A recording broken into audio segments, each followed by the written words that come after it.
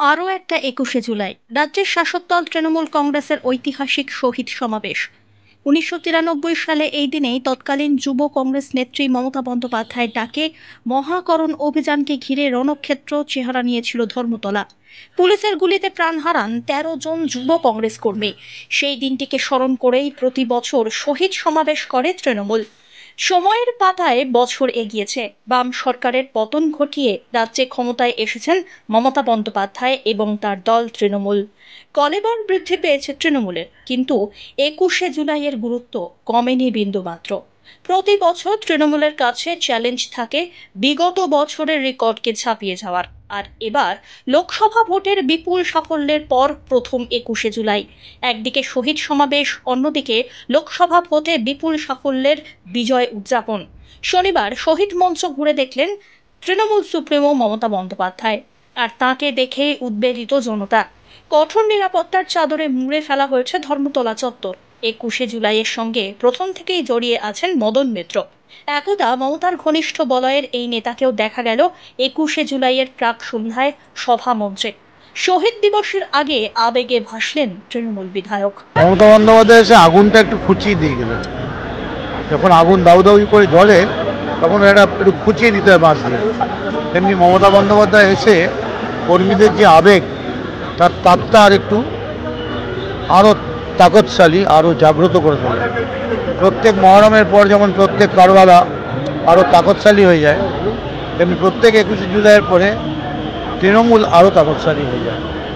আমাদের শহীদের কংগ্রেস বলেছে ওরা গণতন্ত্র বাঁচাও করবে, কিন্তু কংগ্রেস আর সিপিএম মিলেই এই ১৩ জনকে খুন করেছিল। ফলে যারা খুন করে, যাদের হাতে শহীদের রক্ত লেগে আছে, তাদের কোনো ন্যায়সঙ্গত অধিকার নেই তাদের আবার শহীদের নাম মুখে দেওয়া। কংগ্রেসের নাম শহীদ যদি কংগ্রেসের লোকেরা শহীদদের নাম মুখে নেয়, শহীদদের অপমান করা হবে। শহীদদের সেই ৯৩ সাল থেকে দেখেছে এতদিন, তাদের পরিবার, তাদের সবাইকে দেখেছেন যিনি, তার নাম মমতা বন্দ্যোপাধ্যায়। ২১শে জুলাইটা পুরোপুরি মমতার, আর কোনো মুখ মানুষ চায়। ২১শে জুলাই জয় উদযাপন করলেও শহীদের রক্তের উপর দাঁড়িয়ে ঠিক জয় উদযাপন হয় না। শহীদের রক্তের উপর দাঁড়িয়ে শহীদকেই আগে তর্পণ করতে হয়, আর শহীদরা তারা নীরব সাক্ষী থাকে এই জয়। গত বছর এই ২১শে জুলাইয়ের মঞ্চ থেকেই জ্বালাময়ী ভাষণ দিয়ে নজর কাড়েন ছাত্র সংগঠনের নেত্রী রাজন্যা হালদার। এবার ২১শে জুলাইয়ের আগে কি বলছেন রাজন্যা? আজকে রাজন্যার পুনর্জন্মের ১ বছর হলে বলা যেতে পারে। পুনর্জন্ম যদি আমাকে বাবা মা জন্ম দিয়েছে, তারপরে যদি কেউ আমাকে জন্ম দেয়, সেটা ২১শে জুলাইয়ের মঞ্চ দিয়েছিল মমতা বন্দ্যোপাধ্যায়। তো আজকে তার ১ বছর।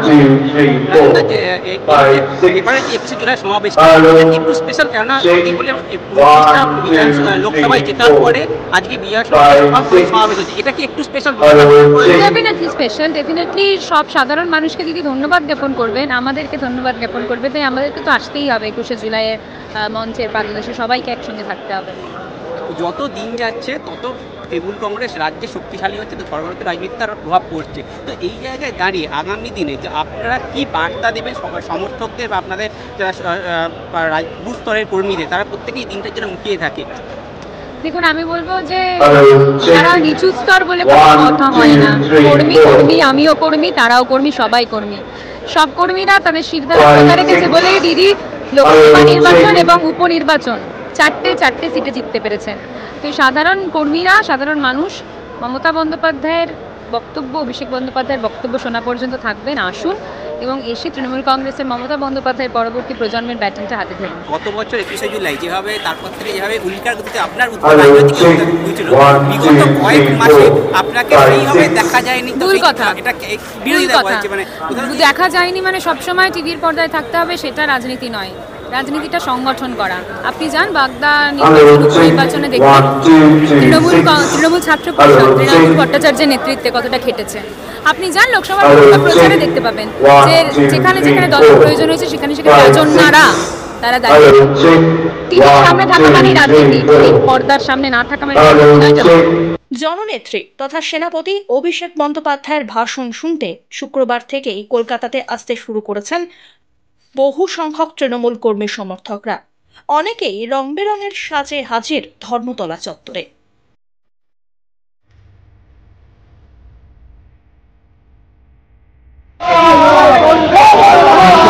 কোথা থেকে আসছেন?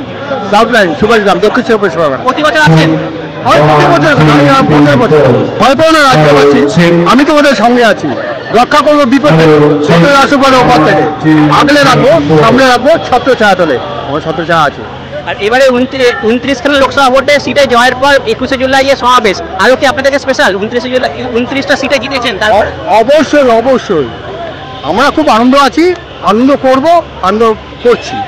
দিদিকে সামনে থেকে দেখলেন লোকসভা ভোটে জয়ের পর এই সব সমাবেশ, তো কি বলেন?